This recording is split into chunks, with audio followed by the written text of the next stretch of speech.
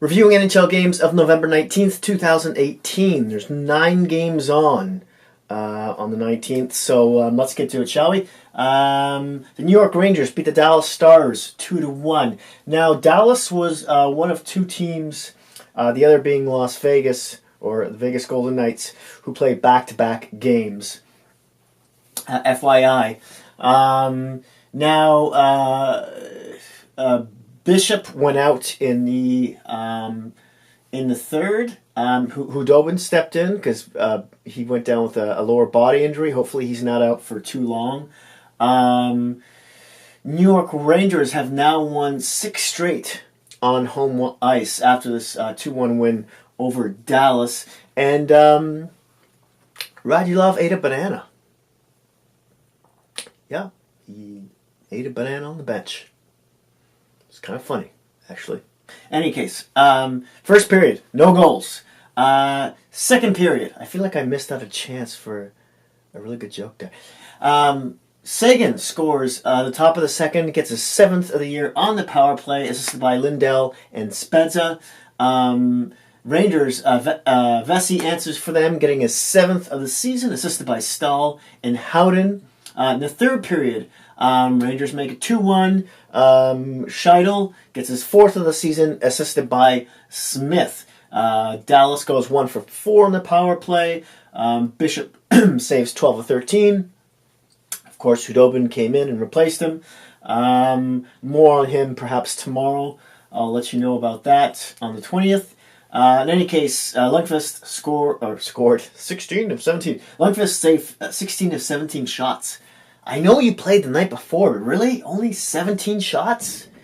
Man, okay, so Dallas is now 11-8-2 with 24 points. The Rangers are now 11-8-2 with 24 points. What? Yeah. Rangers have to decide if they're going to lose for Hughes or not, because, you're confusing everyone. Next up, the Buffalo Sabres beat the Pittsburgh Penguins 5-4 in overtime. A few key things before we start. Buffalo's Dahlin was on the ice for all 4 Pittsburgh goals. Now, you should have seen I think it was the one that Tanner Pearson scored. He just looked like a little kid trying to push a bigger kid in the sandbox. He's like, I know I'm just picking on him. I didn't expect him to be perfect or anything. Just come down, Sabre fans. I'm a fan of his. Obviously, he's going to need to get bigger and stronger as he gets older. So things like that won't look as bad in the future for him. But he's going to be all right. Now Pittsburgh led the game at 4-1 at one point. Yeah. Did I mention that they lost 5-4 in overtime? And DeSmith, who you thought might be stepping in for Murray and be given more starts, and he still might be, because Murray's numbers just look awful. DeSmith looked leaky, at least on 2 of those goals. Again, one of those, through the arm thing, he threw his chicken wing, he didn't, yeah. Buffalo goes 0-for-3 on the power play. Hutton makes 36 saves on 40 shots. DeSmith 35 on 40. He just looked so dejected after the game too. Like the other Penguins were just trying to console him as he walked off the ice. Pittsburgh, you gotta win that game. Rutherford, he's gonna drop the bomb again. I mean, the other one was just a tiny bomb. But by bomb, I mean trade. The Untouchables, Crosby, Malkin, maybe Kessel, Letang. But, something's going to happen soon. I feel it coming. I can smell it in the wind. Okay, so Buffalo is 0-for-3. Oh, we didn't even go through the score. Getting ahead of myself. Starting off in the first, Brassard gets his 2nd of the season, assisted by Hornqvist. Buffalo ties it up. Thompson gets his 1st of the season, assisted by Reinhart and Ristolainen. This is Paige Thompson, by the way. I want to say he's that player that they got in the swap with in the trade with St. Louis Blues for O'Reilly. In any case, Pittsburgh then goes ahead 2-1. Kessel gets his 10th of the season, assisted by Pearson and Malkin. Second period, still it's 2-1 Pittsburgh, 3-1 Pittsburgh. Gensel gets his 7th of the season, assisted by Hornqvist. Pittsburgh goes ahead 4-1. Pearson gets his first goal of the season, and as a Penguin, from Johnson and Malkin. It's Pearson's second point of the night, and Hornqvist and Malkin are now have their second points of the night as well. And then the rest is all Buffalo. It's just, what happened? What happened? Bosnian gets his second of the season, assisted by Skinner and Eichel. Nelson gets his first of the season from Okposo and Shiri.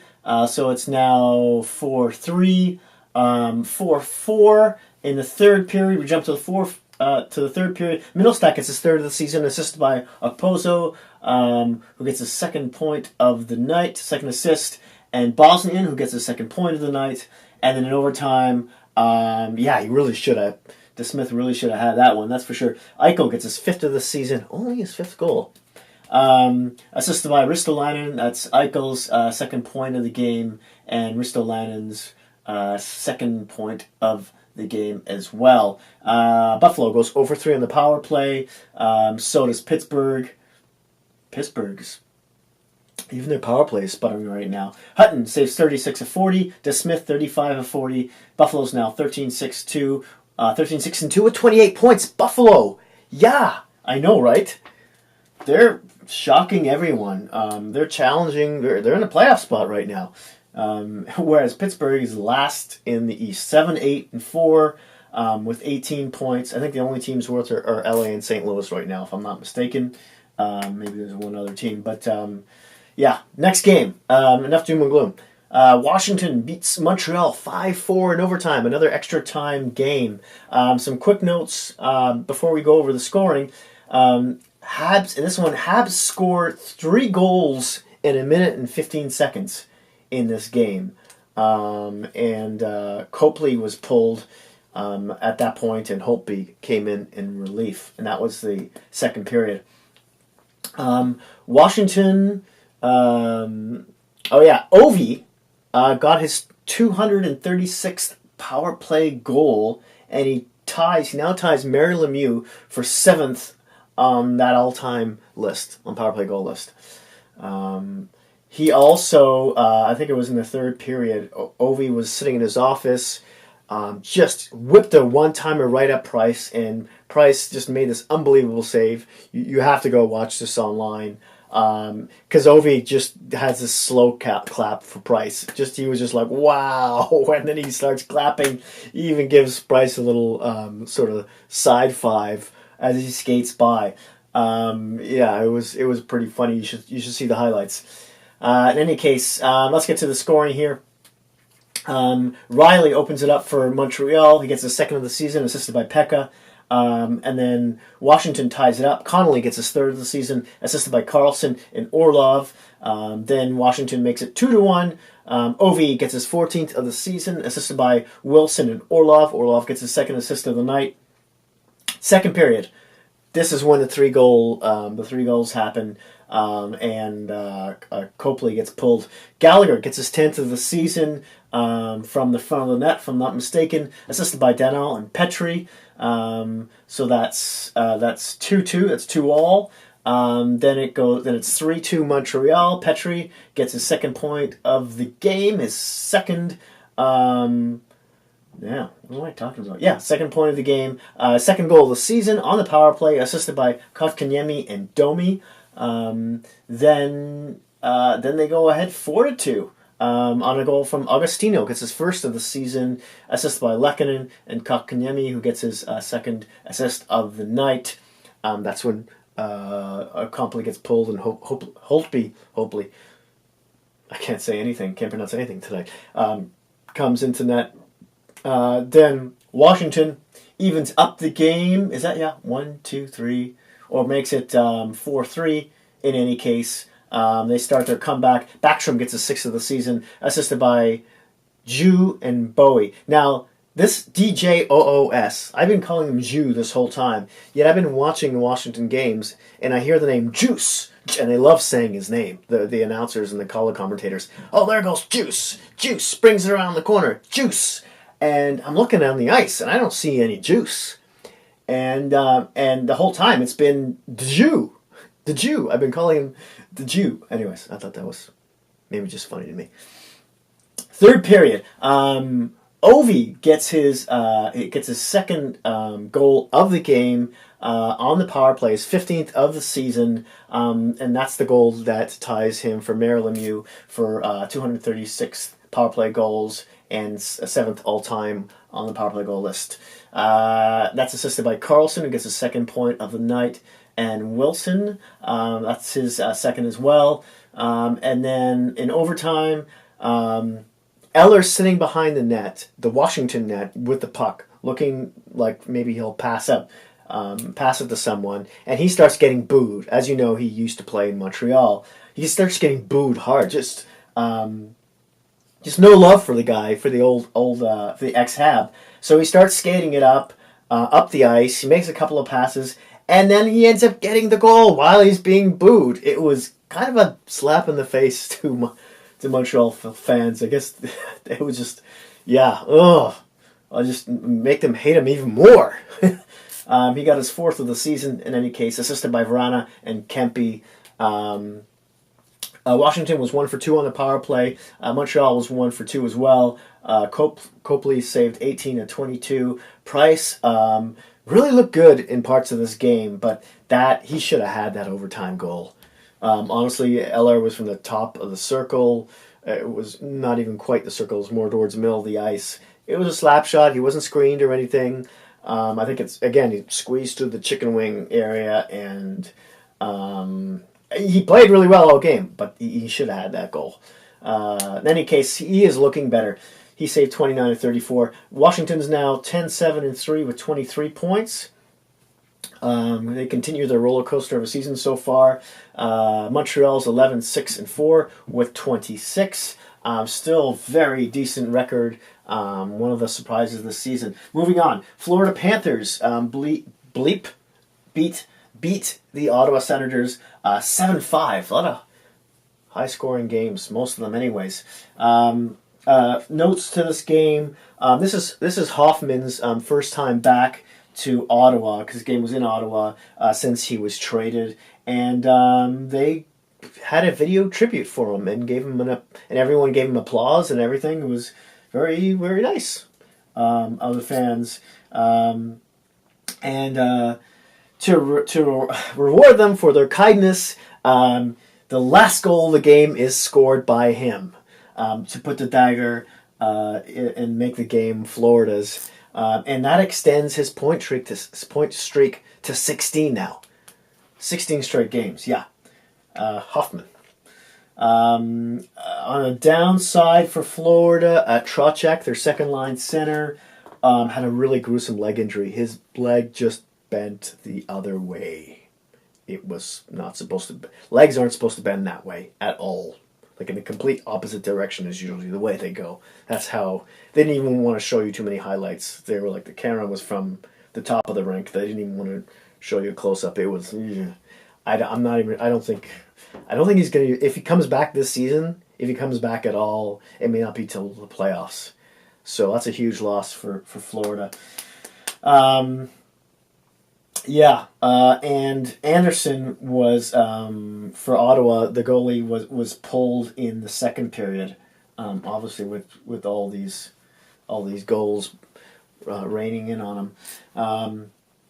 But let's get to the scoreboard. Duchesne starts it off for Ottawa.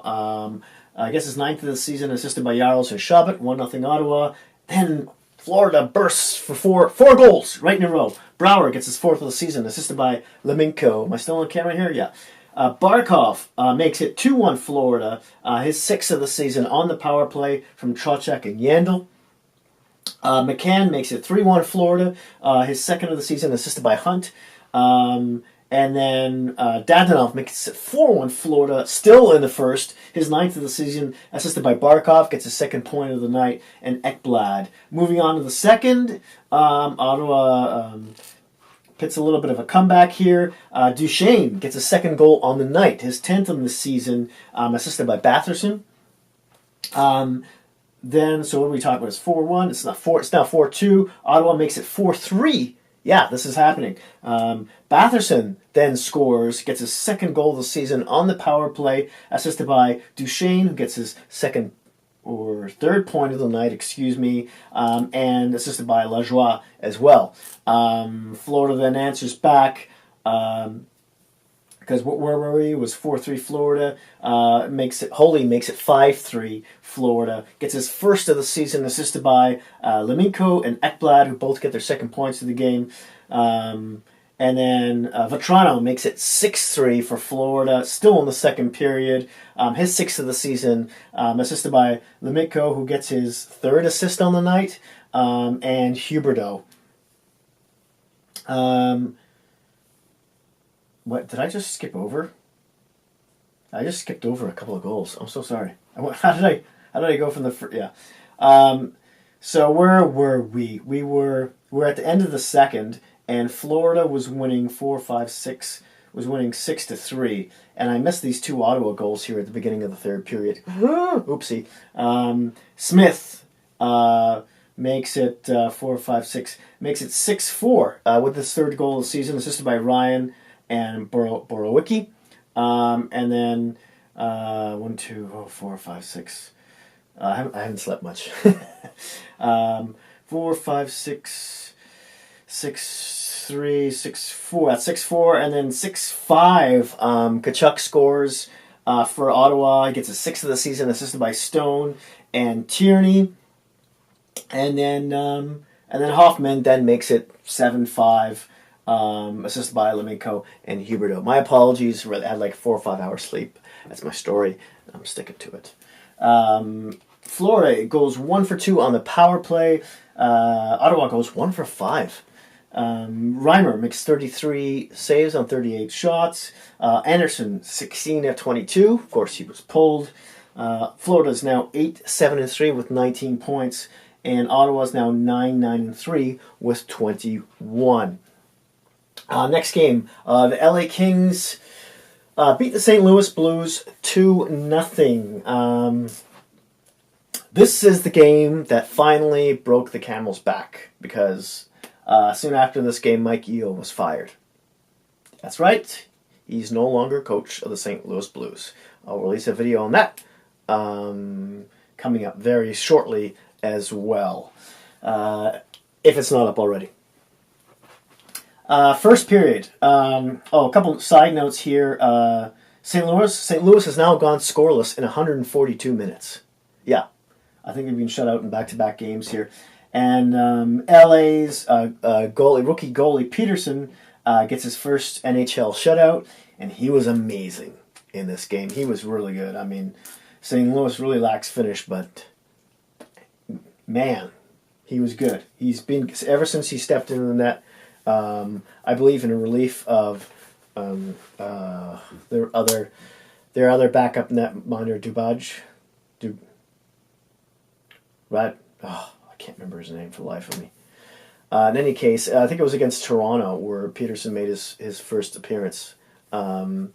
He came in after Budaj was pulled. I'm probably pronouncing that wrong. And he played well through the main the game, even though Toronto beat LA.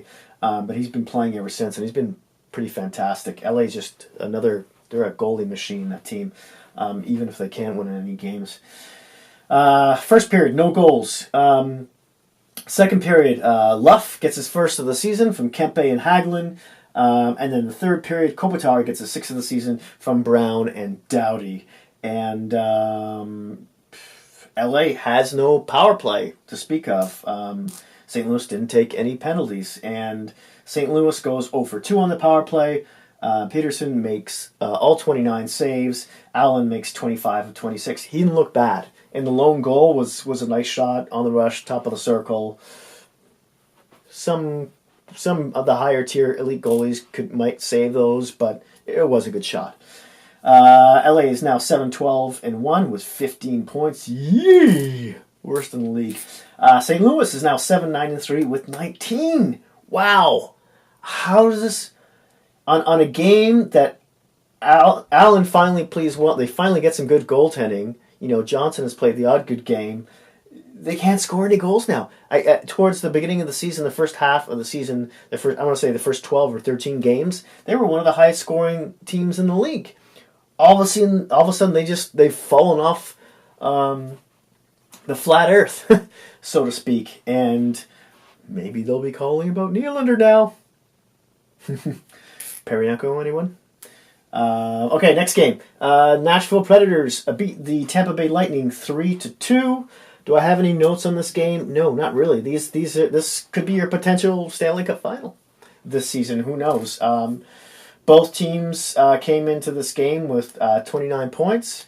Only one team had more, and I believe that was Toronto, who still remains in first in the NHL at this moment, even though both these teams have a game in hand.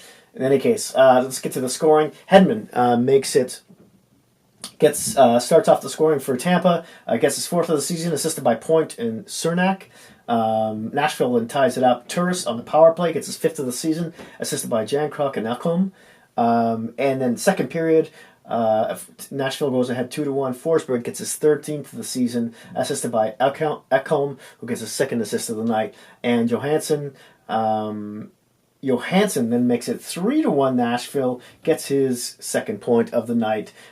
His fourth of the season, assisted by Smith and Yossi. Third period, so it's 3-1 Nashville at that point. Third period, Tampa Bay pots one more. Kucherov on a sweet little in and out. His eighth of the season, assisted by Point, who gets his second point of the game. And McDonough. Nashville goes 1 for 3 on the power play. Tampa goes 0 for 2. Rinne saves 29 to 31 shots. Dominique 31 to 34. In the third period, Tampa came really close. Like the puck went behind Rinne. He was about I want to say 2.5 feet or so, 3 feet from the red line, the goal line, and the puck trickled past him. Ekholm just happened to see it just last minute and got it out of the way. That's something you want to catch on social media. They're going to be replaying that a lot tomorrow. And so that's it for this board. Let's go find the second board. Welcome to the second board. Let's do this. Okay, the Calgary Flames beat the Vegas Golden Knights 7-2. Remember, Vegas is coming off a back-to-back in which they beat Edmonton. And Calgary's last game, they also beat Edmonton, which was at a 4-2 game, which is probably one of the best games I've seen all year. Calgary had 5 first-period goals, and that was the first time they've done that since 1993. A little stat there for you. Okay, starting in the first. Am I still on camera? I'm still on camera. Tkachuk gets his 10th of the season on the power play, assisted by Gaudreau and Giordano. Flames then go up 2-0. Gaudreau is 7th of the season, second point of the night, assisted by Monahan and Lindholm. 3-0 Flames. Monahan gets his 11th of the season, second point of the night, assisted by Gaudreau, who gets his third point of the night. 4-0 Calgary. Brody gets his first of the season, assisted by Tkachuk and Giordano, who both get their second points of the evening. 5-0 Monahan scores, gets his 12th of the season on the power play, assisted by Tkachuk and Gaudreau, who both now have 3 points on the night so far. Vegas just looks stunned out there. They just look loosey-goosey. I know they just played, but man, Saban was in net for this one, and yeah, he hasn't been playing the best of late, but they really left him out to dry. In the second period, more goals from Calgary. 6, now it's 6-0. Tkachuk gets his second of the game, his 11th of the season, assisted by Backlund. And that's Tkachuk's, I don't know, this is like his 4th point of the night, right? Who's counting now? Bennett then makes it 7-0 at the end of before the end of the second period. He gets his third of the season on the power play, assisted by Ryan and Hannafin. Third period now. Vegas says, "Hey, we should probably score 1, maybe 2." So Holden gets his third of the season, assisted by Reeves and Carlson, to make it 7-1. And then Vegas scores again. Pacioretty gets his fourth of the season. That's good news for Vegas fans. He's starting to score more as of late. That's on a power play, assisted by Smith and Marchessault. And Calgary goes 3 for 6 on the power play. Vegas goes 1 for 2. Riddick makes another appearance, saves 20 at 22 shots. Vegas only had 22 shots. For a team that really relies on speed and skating and fast movement of the puck and shots on net. Yeah. Saban makes 25 saves on 32 shots, but I don't blame him. Vegas just played really poorly around him, too. I mean, there were a couple maybe goals he should have had, but in any case, Calgary is 13-8-1 with 27 points. Vegas is now 9-13-1. With 19 points. When do we start to panic about Vegas? I don't know. This doesn't look good. It's like they lose 2, they win 1. They lose 2, they win 1. And without Stastny and Holla, their second and third line centers, they can't come back quick enough. And I believe they're still out like another month. So is Vegas going to make the playoffs? I had them. I projected they would, but it doesn't look like they're going to prove me right. Toronto, the Toronto Maple Leafs beat the Columbus Blue Jackets 4-2. I watched this game. This was very entertaining. Do I have any notes on this? No, but let's start with the first period. This is in Toronto. Toronto's got a 5-5 record now at home. They started off really poorly, but now they've evened it up at home. Atkinson for Columbus gets on the board first, his 13th of the season, assisted by Dubois.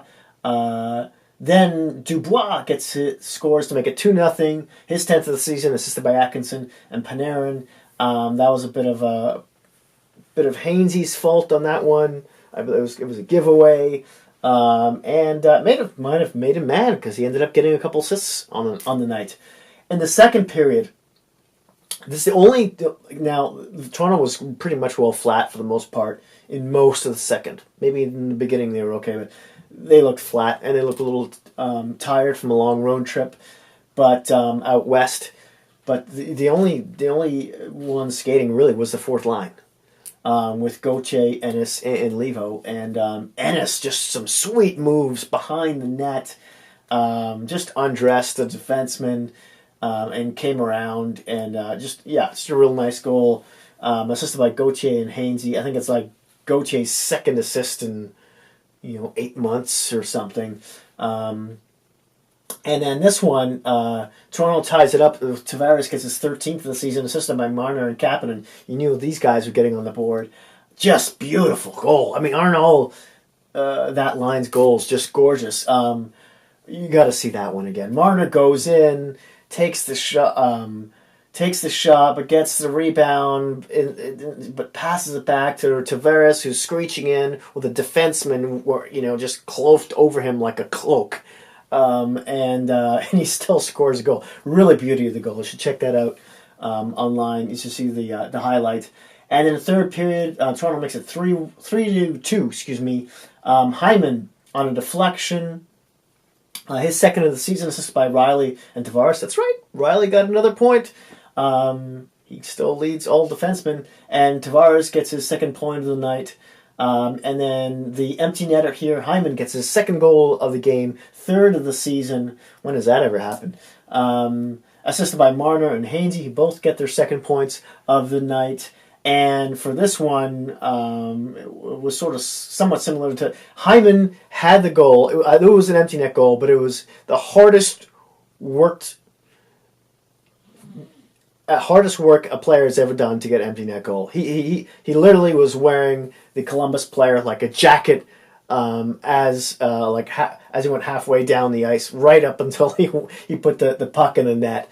Just a real strong play on Hyman's part. He's been fantastic. I know he doesn't rack up the points, but he digs the puck out of the corners. He wins battles. He feeds Tavares and Marner with he gets the puck on their sticks. He's just been fantastic, and I would move him for anyone. There are no penalties in this game. None. Weird, eh? Maybe you can find a stat. Let me know. When was the last time that happened? Anderson, at least to the Leafs or to Columbus, or even this season. Anderson makes 37 of 39 saves. Leafs don't win this without him. He was fantastic. Bobrovsky makes 22 of 25. Leafs are now 16-6-0 with 32 points. First in the NHL. I'm pretty happy about that. Albeit, teams like Tampa and Nashville, as I said earlier, have a game in hand. Columbus is now 12-8-2. They've been playing really well lately too, and they have 26 points.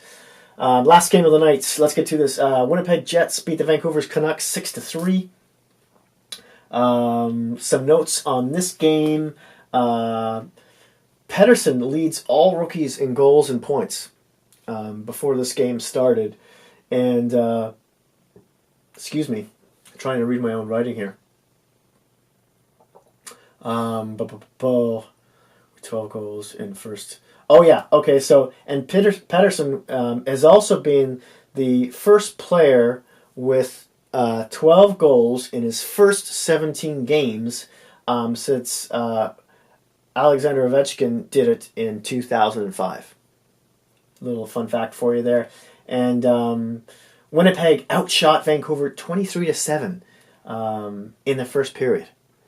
And this is the 7th straight win for the Jets over the Canucks. To the board. Jets get on the board first. Little gets his 4th of the season, unassisted on a terrible giveaway from Markstrom. Just gave it right to him. Maybe he's tired too. I know the Canucks, this is their first game after a long road trip as well. In any case, Canucks tied up. Pettersson gets his 12th of the season. There he is on a power play from his office on the right side of the circle there. Same goal he scored in the last game. I can't remember against who. Anyways, assisted by Hutton and Goldobin. Winnipeg then makes it 2-1. Scheifele gets his 11th of the season, assisted by Ehlers and Trouba. Then Jets make it 3-1. Still in the first. Connor gets his 10th goal of the season on the power play, assisted by Scheifele, 2nd point of the night, and Bufflin. Second period. Winnipeg continues the scoring. They make it 4-1. Laine gets on the board, gets his 9th of the season, assisted by Connor, who gets his 2nd point of the night. And then here's where Vancouver makes it interesting, because it's 4-1, then it's 4-2. Vancouver scores. Mott gets his 2nd of the year, short-handed, assisted by Horvat. Vancouver scores again, makes it 4-3. Goldobin, there he is again, gets his 2nd point of the night. 3rd of the season, unassisted. We're going into the third now, and Vancouver has made this a really interesting game. 3rd period, Laine, boom, 10th of the season, 2nd of the game, assisted by Little and Connor, who both get their 2nd points of the night. I think that's a 3rd for Connor. And he's going to get a 4th one too, because Laine then scores again to make it 6-3. It was 5, and then it was 6-3. Laine gets his 11th of the season, gets the hat trick, assisted by Connor, who gets his 1-2, gets his 4th point of the night. I want to say 3 assists and a goal, and assisted by Myers as well. And although that was an empty net, but that also just happens to be Laine's 2nd hat trick of the season already. And he only has 11 goals, so 2 games in which he scored over half the goals he has right now.